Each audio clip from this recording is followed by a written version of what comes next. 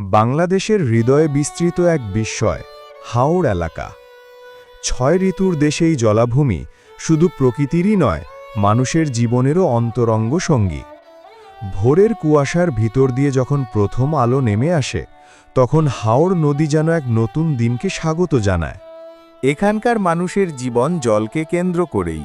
ভোরবেলা জেলেরা নৌকা নিয়ে নদীতে নামে।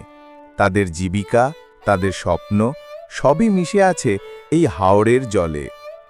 শীত এলে সেই মানুষই আবার কৃষক, ধান কাটে, শুকায়, জমিতে বীজ বোনে। প্রকৃতির সাথে এই সম্পর্ক যেন এক অটুট বন্ধন। এই অঞ্চলের শিশুরাও প্রকৃতির সন্তান। কারোর স্কুলে যাওয়া নৌকা বেয়ে, কারোর খেলা খোলা মাঠে ডুবো জলে কচুরি পানার পাশে। হাওড় হলো পাখির স্বর্গ। শীতকালে নানা দেশ থেকে অভিবাসী পাখি এসে আশ্রয় নেয় এখানে। লাল হেডেড পাখি, বক, বালিহাঁস সব মিলিয়ে যেন এক জীবন্ত প্রাকৃতিক গ্যালারি। হাওড়ের জলজ প্রাণীও মানুষের খাদ্য ও অর্থনীতির প্রধান অংশ। তবে হাওড়ের জীবন সবসময় সহজ নয়।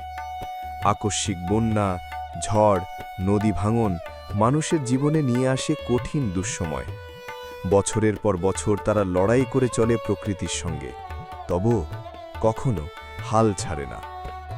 বাংলাদেশের হাওড় শুধু একটি ভৌগোলিক স্থান নয়, এ আমাদের ইতিহাস, সংস্কৃতি এবং মানুষের শক্তির প্রতীক। যে মানুষগুলো প্রতিদিন শুধু বাঁচার জন্যই লড়াই করে, তারাই হাওরের প্রকৃত নায়ক।